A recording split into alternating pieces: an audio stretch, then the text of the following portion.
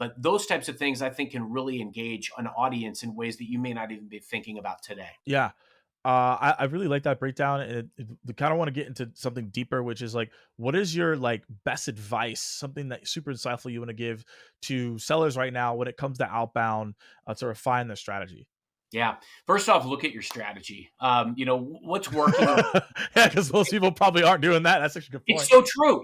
I'm very intentional every year about studying. I am a student of selling, right? You know what I loved most about some of the greatest competitors of all time? This year I've read Winning and Relentless by Tim Grover, and he trained Michael Oh, he's Jordan, Kobe. phenomenal.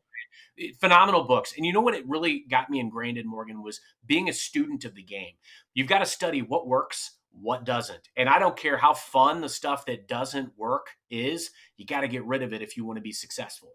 And so studying the stuff that works and really leaning into that, what I've been intentional about doing this year is looking at, okay, I've got built-in compelling events, right, with customers. I've got renewal actions, so I know that I need to, first off, that's guaranteed revenue most likely in a lot of cases to some degree. How can I maximize those events? Because the customer is budgeting for something here. How can I make sure that I'm mapping things out from a timeline perspective to anything that is going to happen? Next up, how do I create compelling events? What's going to be the dialogue and the talk track? What do your customers want to talk about?